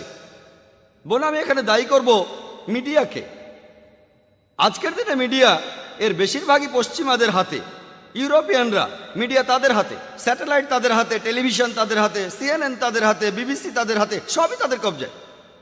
মিডিয়া এখন তাদের কবজায়। আর আমরা সবাই যে বইগুলো স্কুলে পড়ি, কলেজে যে বইগুলো পড়ি, আপনারা দেখবেন সেখানে 8ম থেকে দ্বাদশ শতাব্দীতে এই সময়টা ছিল অন্ধকারের যুগ। কাদের জন্য অন্ধকার? ইউরোপিয়ানদের অন্ধকার যুগ, পুরো পৃথিবী না। আরব এবং মুসলিমরা তখন অনেক বেশি উন্নত ছিল। 8ম থেকে দ্বাদশ শতাব্দীতে মুসলিমরা অনেক উন্নত ছিল, ইউরোপিয়ানরা পিছিয়ে ছিল। সেজন্য তারা বলে তখন পৃথিবী ছিল অন্ধকার যুগ। আসলে পৃথিবী অন্ধকার যুগে ছিল না, ইউরোপিয়ানরা অন্ধকারে ছিল। সেই সময়ের সামান্য যন্ত্রপাতি আর বিভিন্ন প্রযুক্তি দিয়ে 8ম থেকে দ্বাদশ শতাব্দীতে মুসলিম বিজ্ঞানীরা যে আবিষ্কার করেছেন সেটা অকল্পনীয়। এখন বিজ্ঞান অনেক উন্নত হয়েছে, অনেক আবিষ্কার হচ্ছে। তখনকার দিনের বিভিন্ন রকম সীমাবদ্ধতার মধ্যেও মুসলমান বিজ্ঞানীরা যে কত কিছু আবিষ্কার করেছিলেন সেটা অকল্পনীয়। যেমন ধরুন, আমি আমার লেকচারে বলেছি যে ইবনে নাফিস তিনি রক্ত সঞ্চালন প্রক্রিয়া আবিষ্কার করেন, কিন্তু মেডিকেল বইয়ে আছে, স্কুলের পাঠ্য বইতেও আছে, রক্ত সঞ্চালন প্রক্রিয়া কে আবিষ্কার করেন? William Harvey. সবাই উইলিয়াম হার্ভির নাম জানে, কেউ ইবনে নাফিসের নাম জানে না। ইবনে নাফিস রক্ত সঞ্চালনের কথা বলেছেন 400 বছর আগে। ইউরোপিয়ানরা পরবর্তীতে মুসলিমদের বইগুলো পড়েছে, তারপর সবাইকে বলেছে এটা তাদেরই আবিষ্কার। আপনারা যদি মুসলমানদের আবিষ্কারগুলো দেখেন, যেমন ধরেন আল ইদ্রিসি 1154 সালে তিনি প্রথম ব্যক্তি যিনি পৃথিবীর ম্যাপ আঁকেন, প্রথম পৃথিবীর ম্যাপ, প্রথম। ম্যাথমেটিক্স, মুসলমানরা ম্যাথমেটিক্সে অনেক উন্নত, আমরাই দশমিক পদ্ধতি চালু করেছি। আপনারা তো নম্বরগুলো জানেন, 1, 2, 3, এগুলো হলো আরবীয় সংখ্যা। এর বাদেও আরেকটা রোমান সংখ্যা আছে। এটাকে আরবীয় সংখ্যা বলা হয় কেন? কারণ আরবরাই এটা আবিষ্কার করেছে। দশমিক সংখ্যা আসলে আরবীয় সংখ্যা। প্রথম যে ব্যক্তি পিথাগোরাসের থিওরিটা প্রমাণ করেন তিনি আলতুসি। আমরা পিথাগোরাসের থিওরি জানি, কিন্তু আলতুসির নাম জানি না। তিনি প্রমাণ করেছেন যে অতিভুজের বর্গ সমান হলো অন্য 2 বাহুর বর্গের যোগফলের সমান। আল বিরুনি তিনি ছিলেন ত্রিকোণমিতির উপর একজন বিখ্যাত গণিতজ্ঞ। এরা সবাই খুবই বিখ্যাত। আল-খিন্দির নাম শুনতে পারেন। আল-খিন্দি ছিলেন একজন দার্শনিক, গণিতজ্ঞ এবং জ্যোতির্বিদ। যখন বিখ্যাত বিজ্ঞানী গ্যালিলিও নিউটন বলছেন পদার্থবিদ্যার সব সূত্রই পরম সূত্র, খিন্দি বলেছেন যে সব সূত্রই হচ্ছে আপেক্ষিক। আর এখন আমরা জানি আপেক্ষিকতাবাদের সূত্র প্রমাণ করেছেন অ্যালবার্ট আইনস্টাইন। কেউ আল-খিন্দির নাম জানে না। তিনি প্রথম ব্যক্তি যিনি আপেক্ষিকতাবাদ এ সম্পর্কে কথা বলেছেন। পরবর্তীতে এই সম্পর্কে গবেষণা করে তিনি আপেক্ষিকতাবাদ সম্পর্কে বলেছেন। কয়জন এই 3 ভাইয়ের নাম জানে? মোহাম্মদ, শাকের আর হাসান। তাদের কথা কয়জন জানে? তারা পৃথিবীর পরিধির কথা বলেছিল লোহিত সাগরের একটা কৌণিক বিন্দু থেকে। তখন মানুষ ভাবত যে পৃথিবী সমতল। কেমিস্ট্রি, মুসলমানরা কেমিস্ট্রিতে অনেক উন্নত ছিল। ইবনে আয়ান, জাবের ইবনে আয়ান। ইউরোপিয়ানরা বলে গেবর, তাই যখন আমরা বইতে পড়ি গেবর আমরা ভাবি কোনো ইউরোপিয়ান, আসলে মুসলিম। জাবের ইবনে আয়ান, আমরা গেবরকে চিনি, জাবেরকে চিনি না। তিনি প্রথম অ্যালকোহল পরিশোধিত করেন। অ্যালকোহল এসেছে আরবি শব্দ আলগুল থেকে, অর্থাৎ ভূত, খারাপ প্রেতাত্মা। অ্যালকোহল আরবি শব্দ। তিনি কেমিস্ট্রির উপরে 2000 পৃষ্ঠার বই লিখেছেন। মোহাম্মদ জাকারিয়া রাজি, তিনি মেডিসিনে বিখ্যাত ছিলেন। তিনি গুটি বসন্ত এবং হামের ব্যাপারে বিখ্যাত চিকিৎসক ছিলেন। তিনি প্রথম পারদ মেশানো মলম ব্যবহার করেন।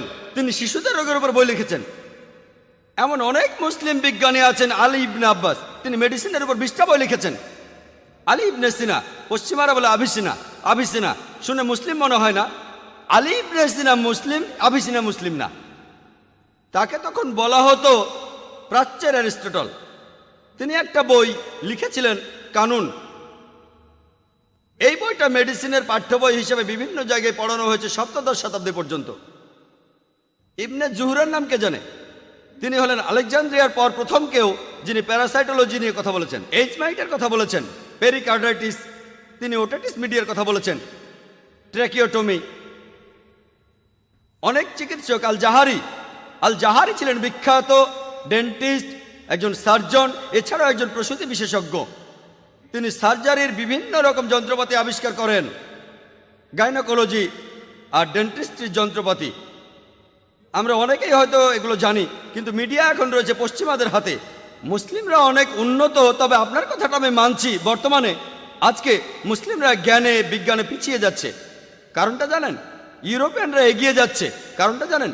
মুসলিমরা পিছিয়ে যাচ্ছে কারণ তারা পবিত্র কোরআন থেকে দূরে সরে যাচ্ছে।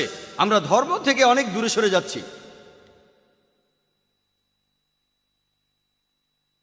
আর ইউরোপিয়ানরা কেন এত উন্নত হলো জানেন? ধর্ম থেকে তারাও দূরে সরে যাচ্ছে। ইউরোপিয়ানরা উন্নত হচ্ছে কারণ তারা ধর্ম থেকে দূরে সরে যাচ্ছে। মুসলিমরা আমরা পিছিয়ে যাচ্ছি কারণ আমরাও ধর্ম থেকে দূরে সরে যাচ্ছি। এখানে আমি মুসলিম ভাই বোনদের অনুরোধ করব, অমুসলিমদেরও বলবো, আপনাদের সবাইকে বলছি, কেন আপনারা পবিত্র কোরআন পড়বেন না অর্থ বুঝে? কেন আমরা আয়াতগুলোর অর্থ বুঝবো না? আমরা কোরআন নিয়ে যা করি চুমু দিয়ে উপরে রেখে দেই। কোরআন শুধু চুমু খেয়ে উপরে রাখার জন্য নয়, দৈনন্দিন জীবনে কোরআনের নীতি প্রয়োগ করতে হবে। যদি দৈনন্দিন জীবনে কোরআন মেনে চলেন, অর্থ বুঝে পড়েন, ইনশাল্লাহ আমরা আবার পৃথিবীতে সবার উপরে থাকবো। আশা করি উত্তরটা পেয়ে। আমার নাম কে মহেশ, একটা কলেজে পলিটেকনিক ডিপার্টমেন্টের লেকচারার। আমি মুসলমানদের বিয়ে নিয়ে একটা প্রশ্ন করতে চাই। ইসলাম ধর্মে কেন একজন পুরুষকে একাধিক বিয়ের অনুমতি দেয়? ভাই প্রশ্ন করেছেন যে কোরআনে কেন বলা হচ্ছে যে একজন পুরুষ একাধিক বিয়ে করতে পারবেন। কোরআন হলো একমাত্র ধর্মীয় গ্রন্থ, পৃথিবীর একমাত্র বই যেটা বলছে মাত্র একটা বিয়ে করো। এই পৃথিবীর অন্য কোনো ধর্মগ্রন্থ বলে না, হোক সেটা রামায়ণ, মহাভারত, ভগবদ গীতা, বাইবেল, কোনো ধর্মগ্রন্থই বলে না একটাই বিয়ে করো, শুধুমাত্র কোরআন বাদে। পবিত্র কোরআনের সূরা নিসার 3 নম্বর আয়াতে উল্লেখ করা আছে যে বিবাহ করো তোমাদের পছন্দ মতো 2, 3 অথবা 4 জনকে, তবে যদি সুবিচার করতে না পারো তবে একজনকেই। যদি সুবিচার করতে না পারেন তবে একজনকেই। তা না হলে যদি সুবিচার করতে পারেন, কোরআন একটা সীমারেখা দিয়ে দিয়েছে 2, 3 বা 4 জন, সর্বোচ্চ 4 জন, তার বেশি নয়। অন্যান্য ধর্মে পুরুষকে বিয়ে করার অনুমতি দেয়া আছে তারা যতগুলো চায়। কোরআন বিয়ের সর্বোচ্চ সংখ্যা বেঁধে দিয়েছে 4 জন। কারণ জানেন? আপনারা যদি এই ব্যাপারটা একটু ভালোভাবে দেখেন, এখানে বলা হয়েছে একই সময়ে সূরা নিসার 129 নম্বর আয়াতে উল্লেখ করা আছে স্ত্রীদের সাথে সমান ব্যবহার করা কঠিন। এটা কঠিন, তবে কোনো একজনের দিকে পুরোপুরি ঝুঁকিয়ে পড়িও না। একাধিক বিয়ে করার জন্য বেশি নেকি পাবেন না, বেশি দয়াও পাবেন না। কোনো হাদিসে বলা নেই একাধিক বিয়ে করলে বেশি নেকি পাবেন।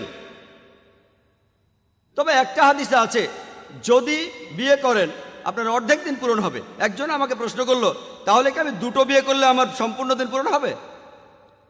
না, বিয়ে করলে আপনি ব্যভিচারের হাত থেকে রক্ষা পাবেন, সেজন্য বিয়ে করা ফরজ। তবে একটা বিয়ে করেন বা 2টো বিয়ে করেন আপনার অর্ধেক দিনই পূরণ হবে। এখন কথা হলো ইসলাম ধর্ম কেন বহুবিবাহের অনুমতি দেয়? বহুবিবাহের অনুমতি যদি ভালো করে দেখেন, পুরুষ এবং নারীর অনুপাতটি মোটামুটি সমান। কিন্তু মানুষের শৈশবে দেখা যায় মেয়ে সন্তান অপেক্ষাকৃত শক্তিশালী মেডিকেলি শিশু বিশেষজ্ঞকে জিজ্ঞেস করলেই পাবেন মেয়ে শিশুরা রোগ জীবাণুকে ছেলে শিশু চাইতে ভালোভাবে প্রতিরোধ করতে পারে। তাই মেয়ে সন্তানেরা বেশি বাঁচে ছেলে সন্তানের চেয়ে। মেয়ে শিশু চাইতে ছেলেরা বেশি মারা যায়, বড় হওয়ার পর অ্যাক্সিডেন্টে মারা যায়, ধূমপানে মারা যায়, যুদ্ধে মারা যায়। নারীর চাইতে পুরুষ বেশি সংখ্যায় মারা যায়। আফগানিস্তানে যুদ্ধ জানেন, সেখানে কয়েক লক্ষ মানুষ মারা গেছে, বেশিরভাগই পুরুষ। যে কোনো দুর্যোগের কথা বলেন না কেন, মহিলার চাইতে পুরুষ বেশি মারা যায়। যদি পরিসংখ্যান দেখেন তাহলে ইন্ডিয়া সেই স্বল্প সংখ্যক দেশগুলোর মধ্যে একটা যেখানে মহিলার সংখ্যা পুরুষের চেয়ে কম। কারণ জানেন, কারণ মেয়ে শিশু হত্যা। প্রত্যেক দিন 3000-এর বেশি মহিলার গর্ভপাত ঘটানো হয় যখন জানা যায় সন্তানটি মেয়ে। ইন্ডিয়ার প্রতি বছর 10 লক্ষ মহিলার গর্ভপাত ঘটানো হয় যখন জানা যায় সন্তানটি মেয়ে। এটাই কারণ। তা না হলে যদি পরিসংখ্যান দেখেন আমেরিকায়, সেখানে মহিলার সংখ্যা পুরুষের চাইতে প্রায় 78 লক্ষ বেশি। শুধু নিউ ইয়র্কে মহিলার সংখ্যা পুরুষের চাইতে 10 লক্ষ বেশি। আর নিউ ইয়র্কের জনসংখ্যার মধ্যে 1/3 সমকামী, সোডোমাইট, কমেলুত। আমেরিকাতে 2.5 কোটির বেশি মানুষ সমকামী। তার মানে আমেরিকাতে 3 কোটি মহিলা তাদের জন্য কোনো স্বামী পাবে না। আর ইংল্যান্ডে মহিলার সংখ্যা পুরুষের চেয়ে 40 লক্ষ বেশি। শুধু জার্মানিতে মহিলার সংখ্যা 50 লক্ষ বেশি। শুধু রাশিয়াতে 70 লক্ষ বেশি মহিলা। আল্লাহ সুবহানাহু ওয়া তাআলা ভালো জানেন এই পৃথিবীতে পুরুষের চেয়ে মহিলার সংখ্যা কত বেশি। আমি আপনাদের প্রশ্ন করছি যে ধরুন আমার বোন বা আপনার বোন, ধরুন সে আমেরিকায় থাকে, আর সবাই এটা মেনে চলে যে প্রত্যেক পুরুষে একটা বিয়ে করবে। যদি আমেরিকার প্রত্যেক পুরুষ একটা করে বিয়ে করে, তারপরও সেখানে 78 লক্ষ মহিলা বেশি থাকবে। পাশাপাশি যারা সমকামী তারাও বিয়ে করবে না। এখানে আরো 2.5 থেকে 3 কোটি মহিলা তাদের জন্য কোনো স্বামী পাবে না। যদি আমার বোনও সেই দুর্ভাগা মহিলাদের একজন হয় যে বিয়ে করতে পারেনি বা বিয়ে করার কেউ নেই, তখন আমার বোন যেটা করতে পারে সেই পুরুষকে বিয়ে করতে পারে যার স্ত্রী আছে, অথবা হতে পারে জনগণের সম্পত্তি।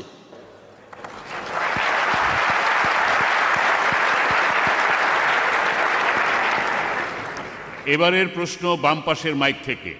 আসসালামু আলাইকুম, আমার নাম সাদি আনোয়ার। আল্লাহ সুবহানাহু তাআলা সব কিছু সৃষ্টি করেছেন।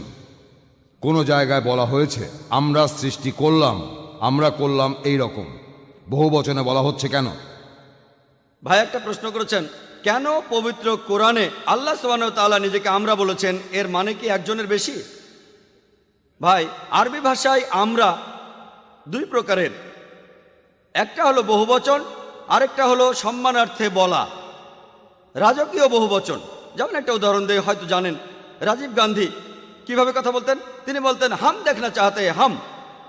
এই হাম শব্দটা বহুবচন না, এটা একবচন। এটাকে বলা হয় রাজকীয় বহুবচন।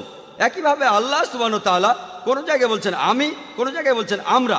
এই আমরা শব্দটা দিয়ে বহুবচন বোঝানো হচ্ছে না, এটা আসলে রাজকীয় বহুবচন, আসলে এটা একবচন। তাহলে যখন বলা হচ্ছে আমরা তোমাদের সৃষ্টি করিলাম, এটা আসলে একবচন আল্লাহ সুবহানাহু ওয়া তাআলা। কোরআনে পরিষ্কার বলা আছে সূরা ইখলাসে 1 নম্বর আয়াতে এই কথা বলা আছে, কুল হুয়াল্লাহু আহাদ, বলো তিনি আল্লাহ এক এবং অদ্বিতীয়। আল্লাহ একজনই, একজনের বেশি নয়। আশা করি উত্তরটা পেয়েছেন। উপস্থিত ভাই বোনদের সবাইকে সালাম জানাচ্ছি। আমি জানতে চাচ্ছিলাম অঙ্গ প্রত্যঙ্গ সংযোজন বা দান করার ব্যাপারে ইসলামের কোনো বিধিনিষেধ আছে কিনা। বোন একটা প্রশ্ন করেছেন, অঙ্গ প্রত্যঙ্গ সংযোজন বা দান করা ইসলামে এটার অনুমতি আছে কি না। পবিত্র কোরআনে এমন কোনো আয়াত নেই যেটা সরাসরি বলেছে অঙ্গ প্রত্যঙ্গ দান করা যাবে বা যাবে না। এ ব্যাপারে কিছুই বলা হয়নি। অনেক কনফারেন্স হয়েছে, পৃথিবীর অনেক জায়গায় এ নিয়ে কনফারেন্স হয়েছে, যেমন হয়েছে মালয়েশিয়ায়, জেদ্দায়, রিয়াদে, আর এখানেও। বিষয়টা হলো অঙ্গ প্রত্যঙ্গ সংযোজনের অনুমতি আছে কি নেই। পৃথিবীর অনেক ওলামাগণ এই সিদ্ধান্তে এসেছেন। তারা বলেন অঙ্গ প্রত্যঙ্গ সংযোজনের অনুমতি আছে যদি 3টি শর্ত পূরণ করেন। প্রথমটা হলো যে মানুষকে অঙ্গটা দান করা হবে তার শরীরে অঙ্গটা সংযোজন করা হলে তার জীবন বেঁচে যাবে। যদি তার জীবন ঝুঁকির মধ্যে থাকে আর তার কোনো অঙ্গের প্রয়োজন হয়, সেক্ষেত্রে অনুমতি আছে। 2 নম্বর পয়েন্ট, যে ব্যক্তি অঙ্গ দান করে সে আর্থিক কারণে এই কাজটি করবে না, টাকার জন্য নয়, 1 লাখ টাকা বা 2 লাখ টাকার জন্য নয়। 3 নম্বর, যে ব্যক্তি অঙ্গ দান করছে এ কারণে যেন সে মারা না যায়। আধুনিক বিজ্ঞান বলে শরীরের কিছু অঙ্গ প্রত্যঙ্গ যেমন কিডনি, মানুষের কিডনি একটা থাকলেই বাঁচতে পারে, স্বাভাবিকভাবে বাঁচে। দ্বিতীয় কিডনিটা বাড়তি। আমার মা ধরুন তার দুটো কিডনি নষ্ট হয়ে গেল, আমি একটা দান করলাম, অবশ্যই আল্লাহ আমাকে শাস্তি দেবেন না। তবে একটা কথা, এতে যেন আমার জীবন বিপন্ন না হয়। এ কথা বলবো না যে আমি হৃৎপিণ্ড দান করব, কারণ হৃৎপিণ্ড দান করলে আমি মরে যাব, তাই হৃৎপিণ্ড দান করতে পারবো না। শুধু সেই অঙ্গগুলোই আমি দান করতে পারবো যাতে করে আমার জীবন ঝুঁকিতে না পড়ে। আর এই অঙ্গদান আর্থিক কারণে করব না। 2 নম্বর। 3 নম্বর, এতে অন্য মানুষের জীবন বাঁচবে। এই সিদ্ধান্ত দিয়েছেন বিভিন্ন ওলামাগণ। যেসব কনফারেন্স হয়েছে মালয়েশিয়া, রিয়াদ, জেদ্দা আর ইন্ডিয়ার ওলামাগণ কিছুটা নিষ্ক্রিয়। তবে এখন যদি প্রশ্ন করেন ফিকা একাডেমিকে, তারা বলবে এটা করা উচিত না, কিন্তু কারো জীবন বাঁচাতে হলে শেষ উপায় হিসেবে আপনি আপনার শরীরের অঙ্গ দান করতে পারেন। আশা করি উত্তরটা পেয়েছেন।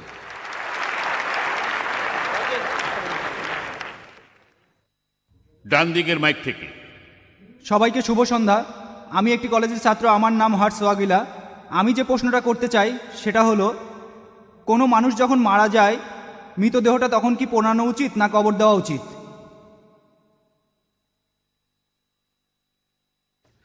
ভাই, আপনি প্রশ্ন করেছেন যখন কোনো মানুষ মারা যায় তখন কি তাকে পোড়ানো উচিত নাকি কবর দেওয়া উচিত। আসুন আমরা বৈজ্ঞানিকভাবে দেখি কোনটা বেশি সঠিক। ভাই, আমার লেকচার আগেও বলেছি, সম্ভবত এই প্রশ্ন পর্বে বলেছি যে আমাদের শরীরের উপাদানগুলো সবগুলোই অল্প বা বেশি পরিমাণে এই মাটিতে আছে, পৃথিবীর মাটিতে। আমরা মাটি দিয়ে তৈরি আর ফিরে যাব মাটিতে, এটাই যৌক্তিক। পৃথিবীর মাটিতে যাওয়াই আমাদের জন্য সহজ। 1 নম্বর পয়েন্ট। 2 নম্বর পয়েন্ট, সেটা হলো মৃতদেহ পোড়ানো হলে পরিবেশ নষ্ট হয়, পরিবেশ দূষিত হয়, পরিবেশ নোংরা হয়ে যায়। মৃতদেহ কবর দেওয়া হলে পরিবেশ দূষিত হয় না। সত্যি বলতে, যে জায়গায় কবর দেওয়া হয়, 3 নম্বর পয়েন্ট, সেই মাটি আর আশপাশের মাটি আরও বেশি উর্বর হয়ে যায়। 4 নম্বর পয়েন্ট, কবর দেওয়ার খরচ খুব কম, এখানে কোনো টাকার প্রয়োজন নেই, মাটি সব জায়গায় পাওয়া যায়, অনেক কবরখানা আছে। কিন্তু এই মৃতদেহ পোড়াতে গেলে আপনার লাগবে বেশ কয়েক মণ জ্বালানি কাঠ। এজন্য প্রত্যেক বছর পরিসংখ্যান দেখবেন সরকারের প্রতি বছর লোকসান হয় লক্ষ লক্ষ টাকা শুধু এই কাঠগুলো পোড়ানোর কারণে। পরিবেশের ক্ষতি হচ্ছে, পরিবেশ দূষণ ক্ষতি হচ্ছে, আবার টাকাও লোকসান হচ্ছে। যদি হিসাব করেন প্রতিদিন কতজন মারা যাচ্ছে, কতগুলো মৃতদেহ পোড়ানো হচ্ছে, এতে টাকার লোকসান কত, পরিবেশও দূষিত হচ্ছে। তাই না পুড়িয়ে কবর দেওয়াটাই বেশি যৌক্তিক এবং বিজ্ঞানসম্মত। আশা করি উত্তরটা পেয়েছেন।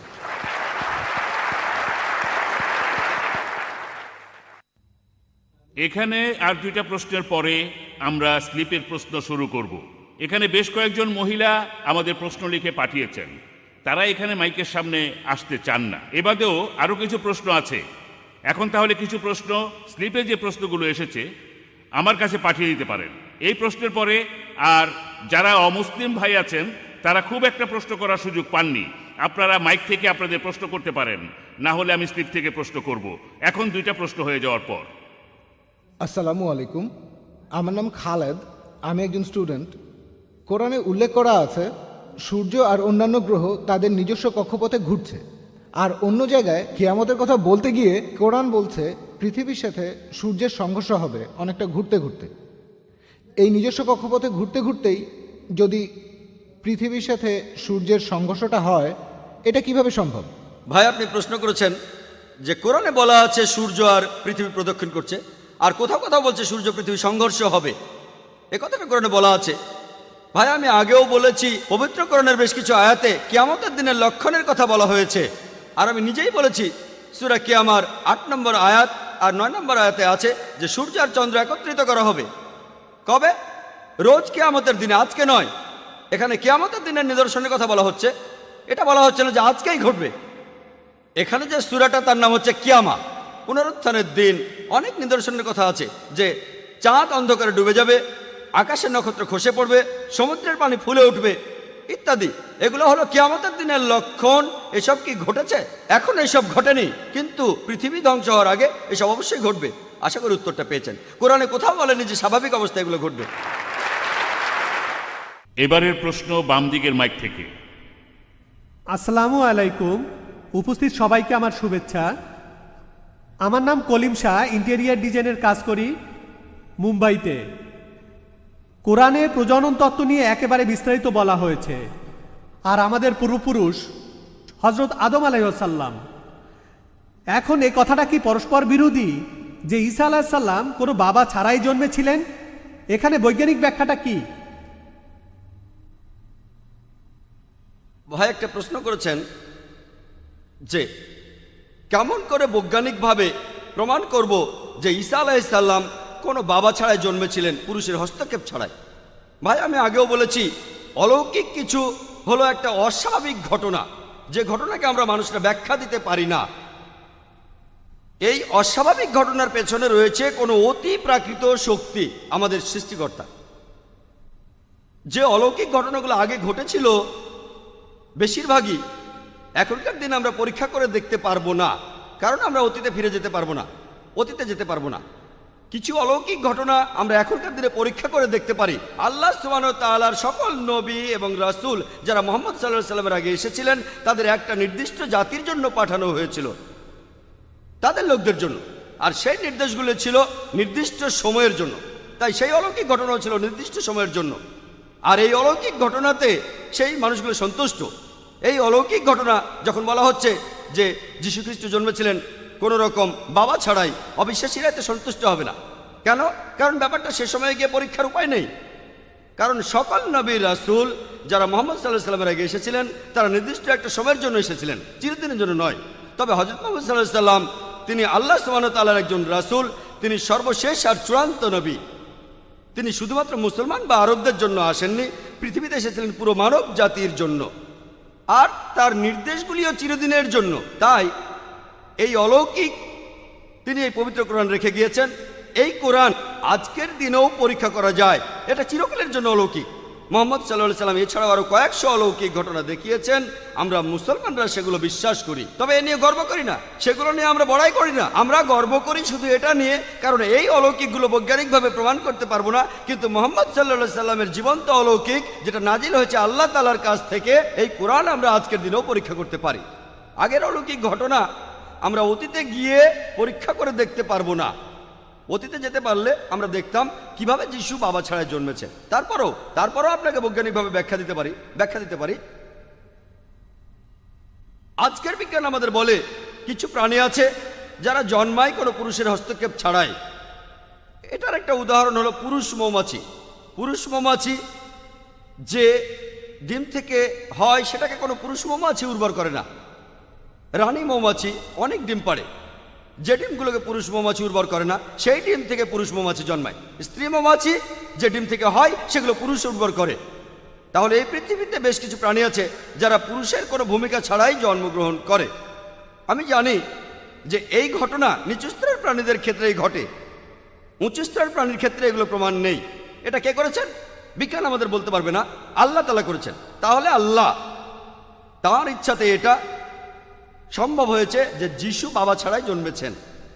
আর পবিত্র কোরআনে সূরা আল ইমরানের 45 নম্বর আয়াত থেকে 47 নম্বর আয়াতে বলা হয়েছে, قالت الملائكة يا مريم إن الله يبشرك بكلمة اسمه المسيح عيسى ابن مريم وجيها في الدنيا والآخرة من المقربين। স্মরণ করো যখন ফেরেশতাগণ মরিয়মকে বলিল, আল্লাহ তোমাকে তাহার পক্ষ হইতে একটি কালেমার সুসংবাদ দিতেছেন, তাহার নাম হইবে মসিহ। মরিয়ম তো নয়, যিনি এই দুনিয়া এবং আখিরাতে সম্মানিত হইবেন এবং আল্লাহ সুবহানাহু ওয়া তাআলার সান্নিধ্য প্রাপ্তদের অন্যতম হইবেন, কাছাকাছি থাকবেন। এখানে আরো বলছে তিনি দোলনায় থাকা অবস্থায় এবং পরিণত বয়সে মানুষের সহিত কথা বলবেন, এবং তিনি হইবেন এই দুনিয়ার সর্বাধিক পুণ্যবানদের একজন। মরিয়ম আলাইহিস সালাম প্রশ্ন করলেন, কোন পুরুষের স্পর্শ ছাড়া কিভাবে আমার সন্তান হইবে? তখন উত্তর এলো, ইযা কাযা আমরান ফাইন্নামা ইয়াকুলু লাহু কুন ফায়াকুন। আল্লাহ যখন স্থির করেন তখন বলেন হও এবং উহা হইয়া যায়। আমি আপনাকে একটা বৈজ্ঞানিক ব্যাখ্যা দিলাম। আল্লাহ যদি পুরুষ মৌমাছির ক্ষেত্রে এটা করতে পারেন, তাহলে আল্লাহ সুবহানাহু ওয়া তাআলা এখানেও এটা করতে পারেন যীশু খ্রিস্টের ক্ষেত্রে। তার জন্য আল্লাহর জন্য কোনো ব্যাপারই না যীশু খ্রিস্টকে জন্ম দেয়া কোনো বাবার ভূমিকা ছাড়া। ইযা কাযা আমরান ফাইন্নামা ইয়াকুলু লাহু কুন ফায়াকুন। আল্লাহ যখন কিছু স্থির করেন তখন বলেন হও এবং উহা হইয়া যায়। আল্লাহর পক্ষে এভাবে লাখো মানুষ সৃষ্টি করা খুবই সোজা, এটা অলৌকিক।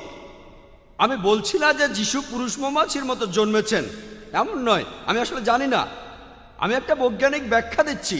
যদি পুরুষ মৌমাছির ক্ষেত্রে এটা হয়, তাহলে আল্লাহ মানুষের ক্ষেত্রেও এটা করতে পারেন। আশা করি উত্তরটা পেয়েছেন। আসসালামু আলাইকুম ভাই জাকির, আমার নাম সানিয়া। আমি ইসলাম ধর্ম গ্রহণ করেছি।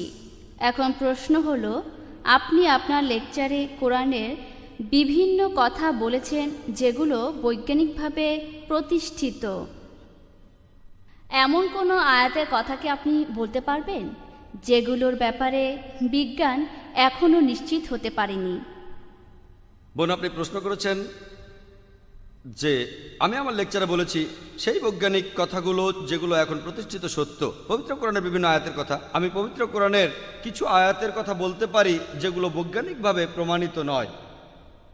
যেমন ধরুন, পবিত্র কোরআনে সূরা শুরার 29 নম্বর আয়াতে উল্লেখ করা হয়েছে, বলা হয়েছে আল্লাহ এই আকাশমণ্ডলীয় পৃথিবী সৃষ্টি করিয়াছেন এবং এ দুয়ের মধ্যে তিনি সকল জীব